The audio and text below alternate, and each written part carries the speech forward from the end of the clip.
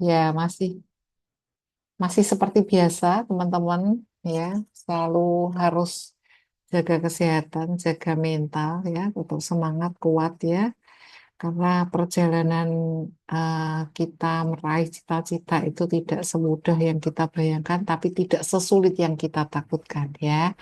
Teman-teman, ini adalah satu materi yang boleh kita pelajari bersama secara sekilas, tapi nanti kita akan bahas di dalam pemeriksaannya nanti mungkin lebih detail ya.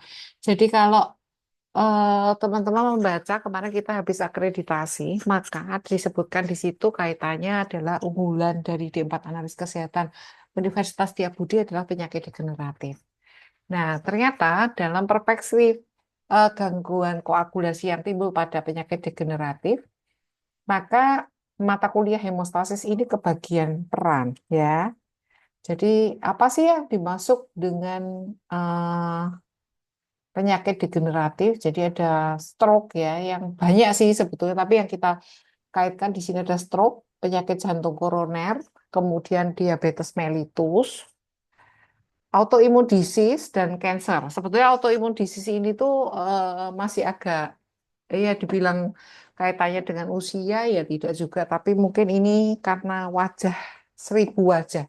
Penyakit dengan seribu wajah dengan mungkin gejala-gejala yang mungkin hampir sama ya, hampir sama. Mungkin ada gagal ginjal, kemudian juga ada penyakit jantung, kemudian ada penyakit sendi yang mungkin kelihatannya bentuknya seperti awalannya seperti penyakit orang tua, tapi nyatanya berikutnya nanti adalah penyakit autoimun disease dan yang satu adalah cancer. Jadi pemeriksaan koagulasi ini peran ATLM apa? Nah, teman-teman kalau kita sudah belajar yang lalu, teman-teman sudah belajar dari semester 2, ya, kita belajar tentang darah rutin dan darah lengkap. Jadi darah rutin itu dikaitkan dengan misalnya HB, ya, HCT, hematokrit, kemudian antieritrosit, leukosit, kemudian ada trombosit dan seterusnya ditambah laju endap darah, maka kita juga punya alat konfirmasi, kita bikin hapusan darah tepi. Kemudian kita juga dilengkapi dari mata kuliah lainnya sendiri, ya teman-teman. Kalau ini kita kerjakan nggak mungkin hanya milih oh hematologi, nggak ada kimia kliniknya, nggak ada imunoserologinya, nggak mungkin. Termasuk adalah pemeriksaan tumor marker, metabolik protein, karbohidrat, lipid, dan lain-lain. Nah, yang di sebelah kanan ini adalah eh, pemeriksaan yang terkait dengan koagulasi. Jadi teman-teman masih ingat ya, kemarin kita sudah belajar rampelit ya, teman-teman sudah mengerjakan rampelit. Masang tekanan, masang manset, kemudian diukur tekanan darah sistolik, diastolik, diambil tengahnya, kemudian kita tahan selama 5 menit, kita lihat apakah ada PTG-nya. Kita juga sudah mengerjakan hitung jumlah trombosit dengan cara apa? Dengan cara manual, ya, dengan cara estimasi dengan hapusan darah tepi. Kita juga sudah mengerjakan dengan menggunakan hematologi analyzer. Retraksi bekuan teman-teman sudah mengerjakan ya kemarin ya dengan ada segala penyulit teman-teman sudah bisa mendiskusikannya. Demikian juga agregasi trombosit kita memberikan metode dengan penghapusan ya pembuatan hapusan darah tepi dengan kita membandingkan dua kelompok ya jadi ada yang tanpa induksi dan ada yang dengan induksi waktu itu kita gunakan adrenalin. Berikutnya kita juga belajar tentang clotting time ya waktu pembekuan dan bleeding time waktu perdarahan. Dan demikian juga ada prothrombin APTT thrombin time yang akan kita kerjakan di sehabis UTS dengan fibrinogen dan D-dimer ya. Nah, kapan kita melihat ada pasien-pasien dengan stroke itu masuk GD, masuk di ICU dan teman-teman mungkin akan diminta pemeriksaannya SITO ya. Stroke sendiri itu tidak bisa langsung dibaca dengan pemeriksaan laboratorium, tapi laboratorium ini menjadi penunjang untuk tata laksana dan untuk memantau faktor-faktor yang harus bisa diperbaiki pada pasien ini. Tapi mungkin lebih cenderung stroke itu nanti diperiksa pakai MRI, CT scan, dan seterusnya. Nah, stroke itu ada yang sumbatan dan ada yang perdarahan. Dan gejala klinisnya hampir sama, dua-duanya sama-sama lumpuh, sama-sama merot, sama-sama mungkin tidak bisa tidak bisa bicara tiba-tiba atau buta tiba-tiba dan seterusnya. Nah, pemeriksaan penunjangnya macam-macam. Nah, kita bagaimana sekarang melihat laboratorium di mana-mana ya sudah berlomba dengan panel resiko stroke. Jadi kita main bukan hanya cuma pada pasien saat kita dapatkan pasien sakit masuk rumah sakit, UGD, ICU, kemudian kita cek. Tapi bagaimana teman-teman sekarang mulai belajar bahwa ternyata stroke itu sudah bisa diprediksi. Nah, kita menawarkan di misalnya contoh nih di laboratorium situ ya, ada menawarkan panel resiko stroke dengan macam-macam nih, termasuk tes agregasi trombosit ya. Kemudian masih juga menggunakan pasti panel untuk diabetes mellitus, trigliserid. Demikian juga di sini ini juga ada termasuk eh, apa namanya dicek kardiovaskuler panel dengan ekokardiografi dan seterusnya. Bagaimana dengan yang eh, jantung koroner? Hampir serupa, keluarnya datangnya tapi beda gambarannya, mungkin nyeri dada, pasiennya pingsan, ya di tengah lapangan habis olahraga, di tengah pesta tiba-tiba ambruk, ya seperti itu gambarannya. Nah, kalau dikaitkan penyakit ini tuh sama sebetulnya.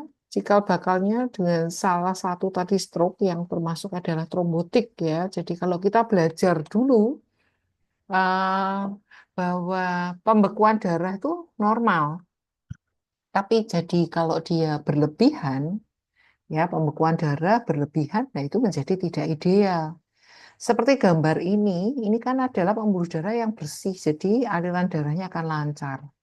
Nah, tapi pada kondisi yang di sebelah kanannya, di sini ada penyempitan dari pembuluh darah dari koroner diakibatkan tumpukan dari lemak.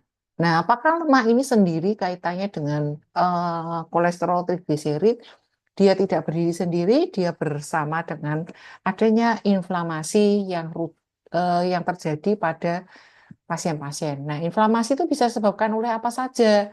Nanti kita bisa melihat bahwa ada yang kita kenal sudah banyak dipamang di mana-mana, bahkan ya iklannya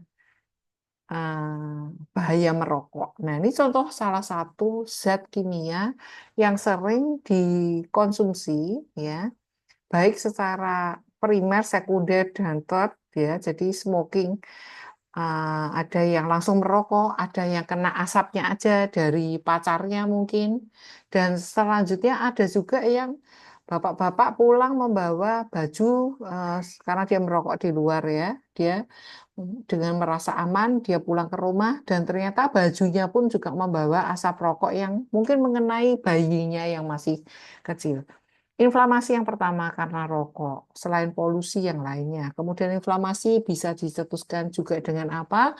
Dengan pola begadang ya, begadang terus-menerus malam, jangan bilang bikin laporan ya.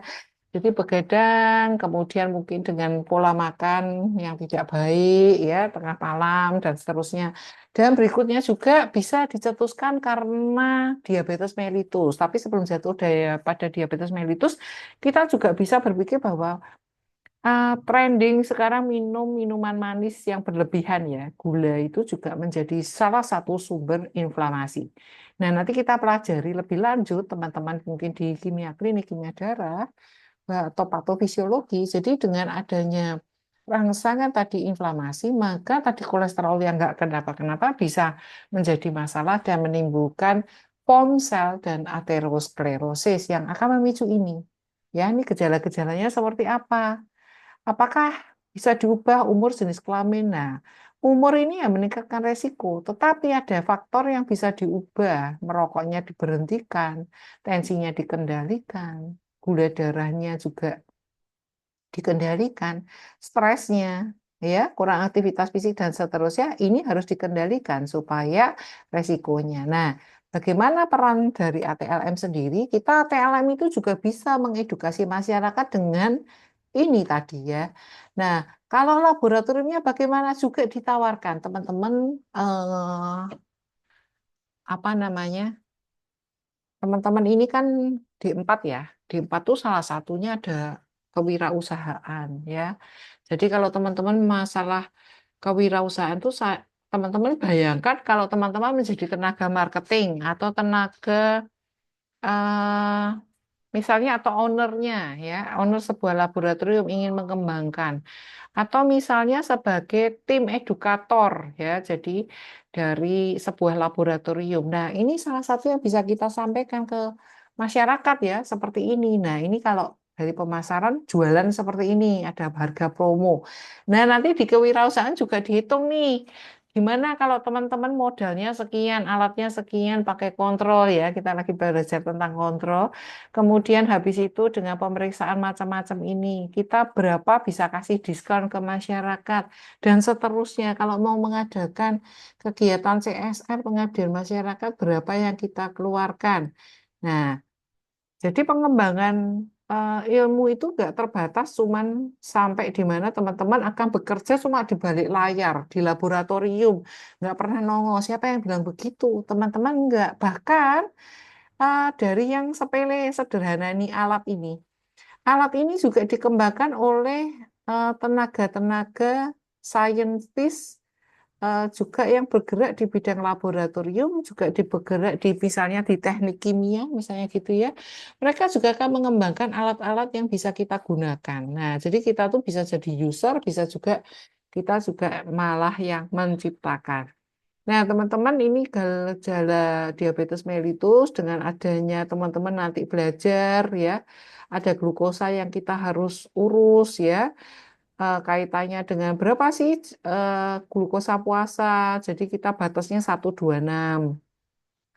Berapa lama puasanya? Minimal 8 jam, 8 sampai 12 jam ya. Terus kemudian gimana kalau 2 jam atau sewaktu gula darah sewaktu untuk diagnosis jika lebih dari 200. Dan seterusnya teman-teman bisa periksa. Bahkan bisa panelnya macam-macam. Ada acara ini kayak kalau dulu sih lagi bikin ya promosi misalnya SPMB kayak gitu ya.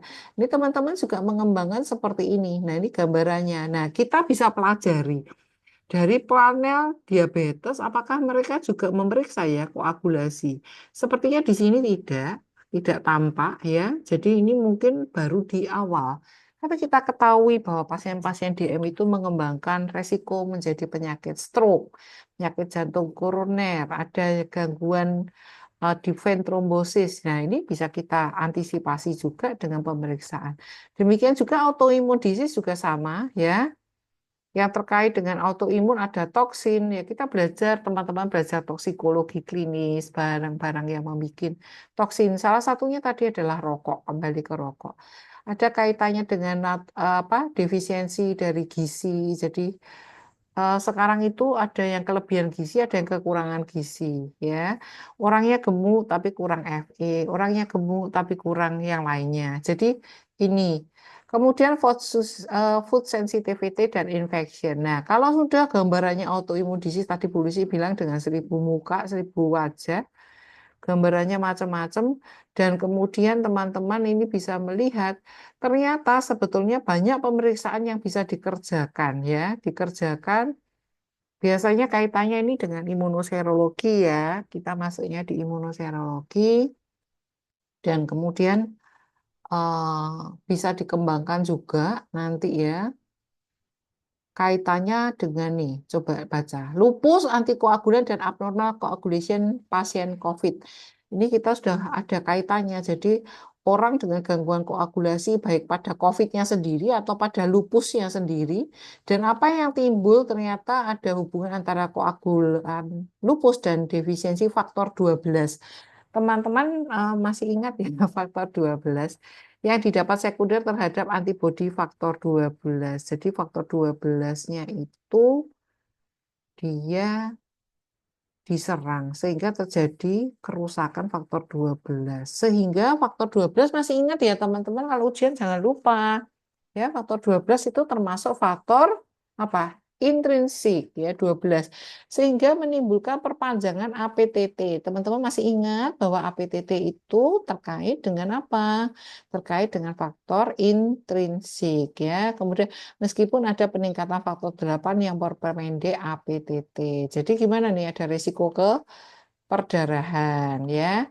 Nah, teman-teman, ini apakah sesuai? Nah, ini masih membutuhkan pemeriksaan lebih lanjut. Teman-teman boleh mengajukan sebagai judul apa namanya? Judul untuk tugas akhir. Nah, kemarin ada ya kakak kelas kalian yang ngambil ya. Jadi dia membandingkan ada stroke iskemik dan stroke perdarahan.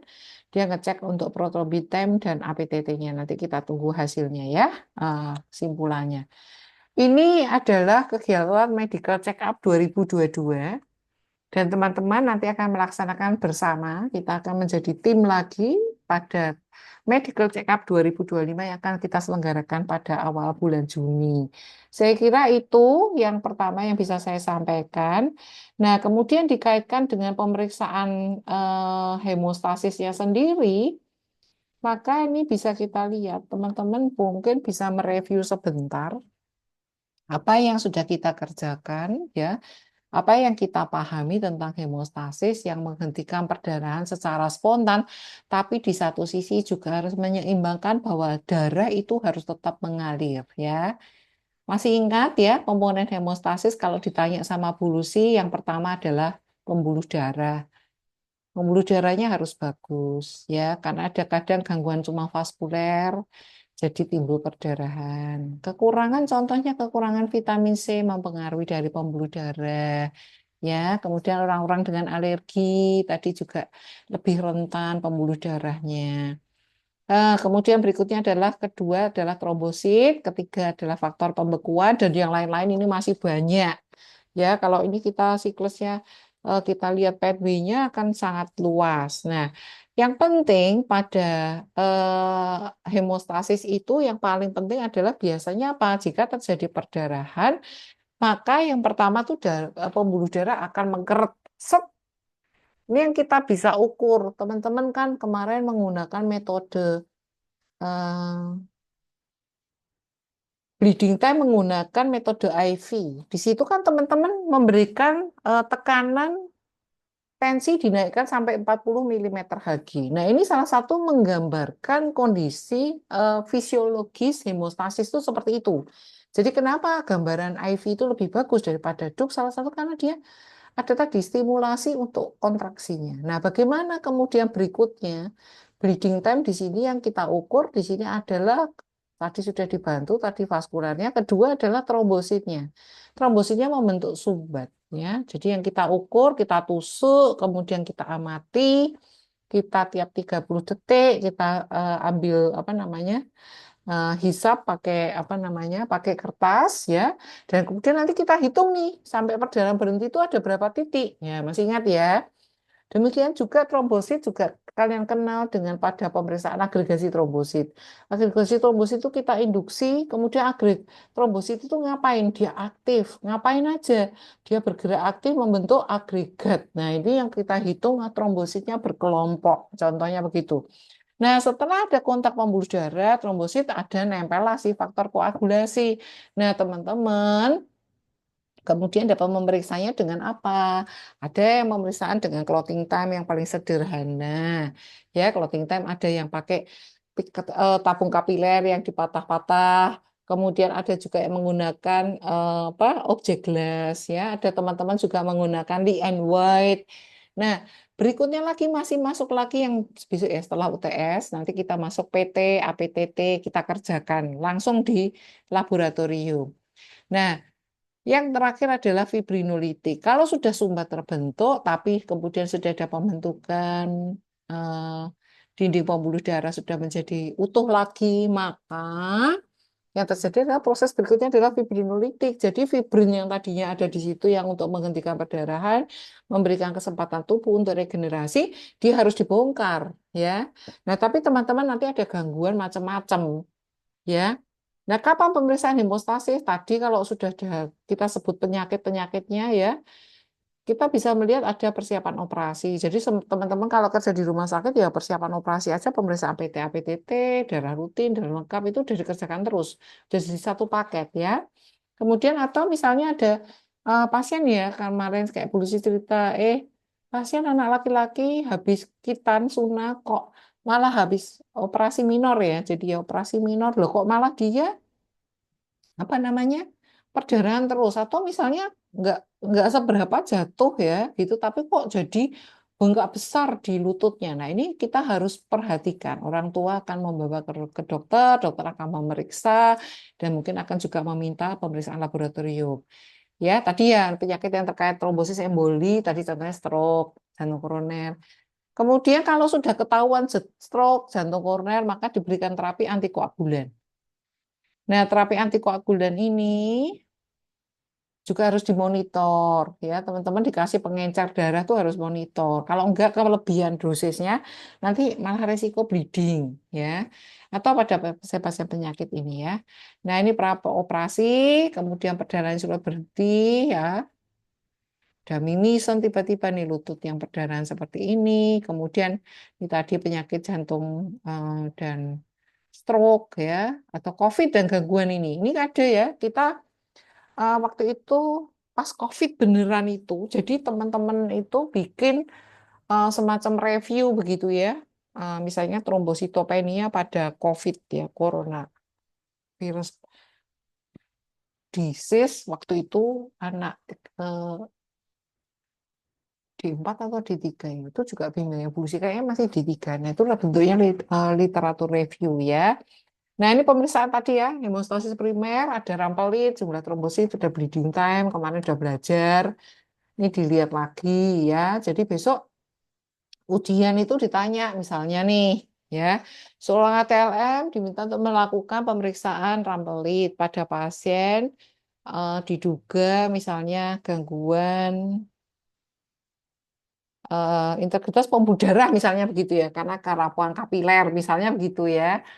Atau kita mau mengerjakan apa ya gitu ya. Jadi ini salah satu contoh. Nah, terus kemudian setelah memasang manset, maka ATLM menekan apa namanya menaikkan ukuran sfigmomanometernya, tensimeternya sampai pada ukuran yang sesuai.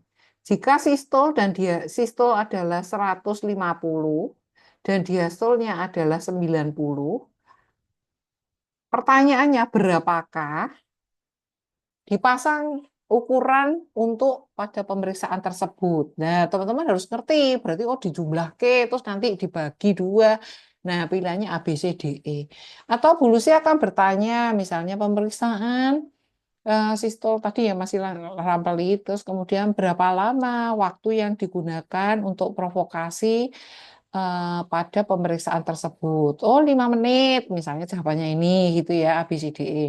Kemudian bisa juga Bulusi tanya pada pasien tersebut, misalnya pemeriksaan ATLM diminta memeriksa ini alam pelit. Nah, didapatkan adanya PTQ sebanyak 15. Apa interpretasi dari hasil pemeriksaan tersebut? Nah, kamu tinggal positif, negatif, ragu-ragu, periksa ulang, dan seterusnya. Misalnya contohnya begitu. Jadi teman-teman Dulu sih sekarang mengkaitkannya dengan ujian kompetensi. Ujian kompetensi itu ya soal, ada vignette-nya begitu, kemudian ada pertanyaannya, dan teman-teman harus memilih jawaban ada 5.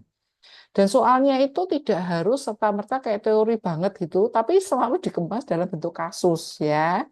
Nah, ada yang juga pertanyaannya begini, diminta untuk melakukan pemeriksaan rampelit. Namun, ya, ditemukan sudah tampak perdarahan pada kulit. Apa yang harus dilakukan ATLM? Nah, itu ternyata jawabannya apa? Tidak perlu dilakukan rampli tes. Mungkin jawabannya gini, eh, tetap melakukan pemeriksaan. Kedua, mengulang pemeriksaan, meminta pemeriksaan lebih lanjut, atau melaporkan kepada supervisor. Teman-teman kan bisa. Jadi kita bikin soal apa namanya soal ujian kompetensi itu bisa variasinya dari menanyakan misalnya bagaimana harusnya sebagai seorang ATM punya sikap yang profesional, yang luhur, Bagaimana tentang kemampuan dan kemampuan juga untuk mawas diri. Kalau misalnya ATLM nggak mampu mawas diri, bagaimana ATLM juga bisa bekerja sama, baik antara ATLM maupun dengan petugas kesehatan lainnya. Kemudian juga bisa ditanyakan tadi, misalnya contoh alat bahannya, reagennya, kemudian prosedurnya, interpretasi hasilnya, bagaimana untuk pengolahan limbahnya, dan seterusnya. Jadi kalau kenapa sekarang kita harus belajar berdasarkan kondisi yang realnya seperti kondisi soal UKOM yang menjadi salah satu syarat kelulusan, ya karena itu tadi ya. Jadi ini berikutnya, ini pemeriksaan trombosit, ada semacam ya kita udah pakai ya. Teman-teman belajar pengaruhnya dari peranalitik, bikin masalah apa nih? Kamar hitung ya, nanti hapusan. Kemudian ada yang mempengaruhi apa sih hitung trombosit itu kok bisa salah antara yang satu sama satu. Ternyata pemipetan pengencerannya aja nggak sesuai, peralatannya kotor dan seterusnya ya. Jadi kita belajar menjadi teman-teman betul-betul bukan hanya sebagai teknisi. Teman-teman itu kemampuannya bukan cuma dicetak kayak level SMAK, SMK analis kesehatan ya, yang aslinya sekarang sudah nggak boleh ya. Jadi kalau mereka jadi apa ya, asisten juga bukan asisten.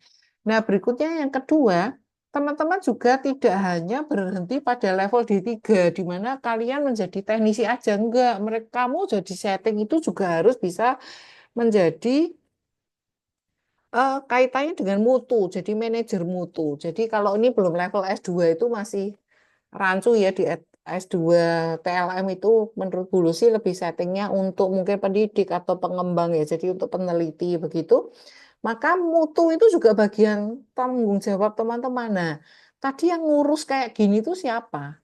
Kalau setiap kali kita menemukan adanya kesalahan, adanya perbedaan hasil dan seterusnya, teman-teman tadi ya belajar tentang QC, adanya apa random error, kemudian ada systematic error dan bagaimana teman-teman tidak hanya berdiri di situ, tapi teman-teman bisa sampai ke depan bikin planningnya, apa solusinya, bikin rencananya, bagaimana actionnya, bagaimana kemudian memonitoringnya, bagaimana tindak lanjutnya. Ini menjadi tugas tanggung jawab lulusan D4. Loh, apa itu nggak salah ya Bu Lucy? Apakah itu bukan tanggung jawabnya dokter SPPK? Mungkin kamu tanya begitu. Teman-teman, sebetulnya dalam konsepnya secara teknis, maka itu sebetulnya masuk tanggung jawab dari ATLM. Jadi kalau PPDS itu sebetulnya lebih cenderung eh, mengurus adalah kaitannya dengan klinis ya. Jadi kaitannya dengan eh, terkait antara hasil laboratorium dan klinisnya kan di situ juga ada diagnosis kerja dan seterusnya. Jadinya juga agak sedikit rancu dengan apa namanya kalau sekarang itu tugasnya ATLM itu hanya sebagai semacam teknisi, jadi mengoperasionalkan. Sebetulnya bisa dikembangkan jauh seperti itu. Dan sebetulnya dokter-dokter ini menantikan kita, teman-teman ATLM, yang mampu untuk mengurus seperti itu. Jadi alat, lampu, masalah, kita mungkin dokter-dokter tidak akan mengurus sampai situ, teman-teman, tapi lebih paham ya bagaimana operasional, perbaikan minor dari sebuah alat dan seterusnya ya. Nah, ini bleeding time. Ada metode DUK sama metode IV ya. Jangan lupa nilai rujukannya juga ya mengemanjang pada kasus apa. Kemudian juga dipastikan kalau ada hasil-hasil yang kurang oke itu di flashback ditanya balik. Ini pasiennya ini minum obat apa? Kok gambarannya kok bleeding time-nya memanjang begitu ya. Misalnya begitu. Kemudian menggunakan alat-alat juga yang benar nih stopwatch dan seterusnya ya. Kemudian yang secondary hemostasis kita masuk ke sini, maka kita ketemu dengan clotting time. Ini harusnya nggak pakai ini ya, nggak pakai H, tapi clotting time. Jadi waktu pembekuan ya, proton time sampai ke fibrinogen.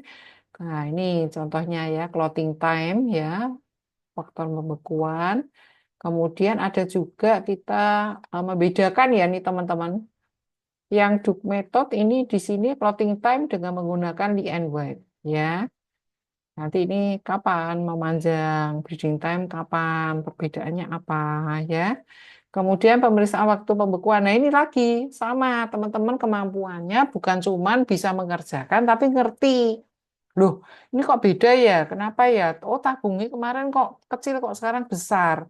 Semakin lebar diameter tabung, maka makin waktu pembekuan akan makin lama. Nah, ini, oh, ternyata tabungnya itu beda dan akibatnya dampaknya kepada hasil pemeriksaan.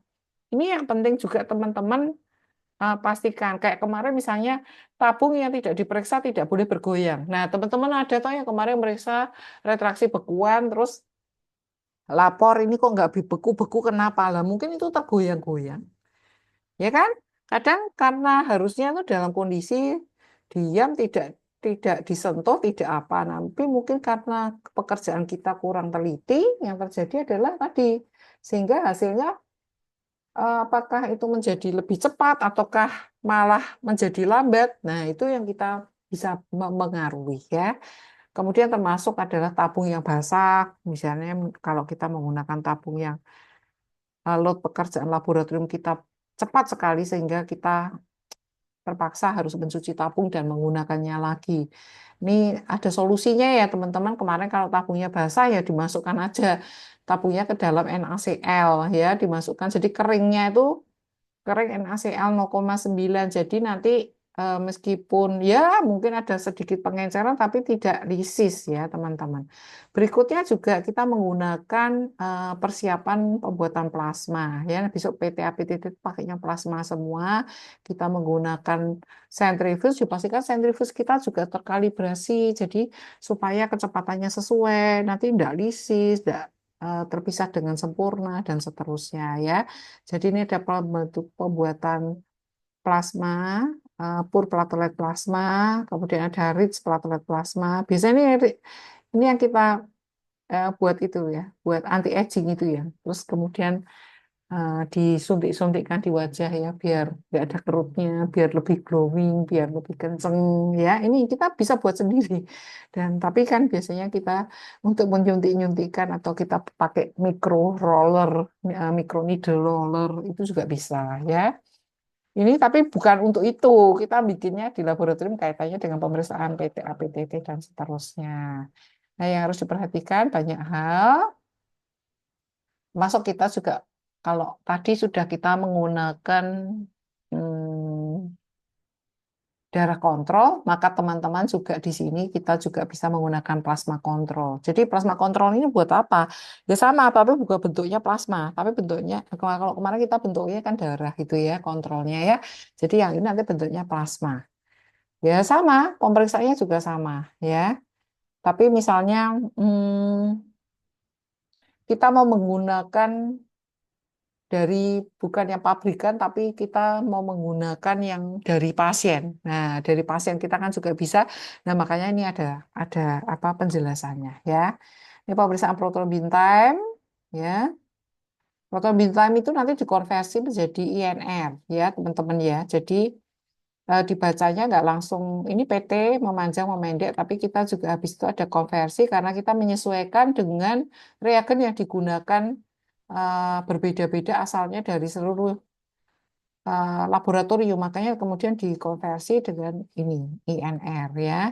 Jadi targetnya supaya untuk mencegah ini kan biasanya kita pakai pemeriksaan PT dan INR ini proton beam time dan INR ini untuk memantau pasien-pasien yang diberi dokter terapi anti koagulan, pengencer darah. Nah, ini targetnya ini. Ya, demikian juga ini APTT ya. Kemudian hasilnya bagaimana dan seterusnya.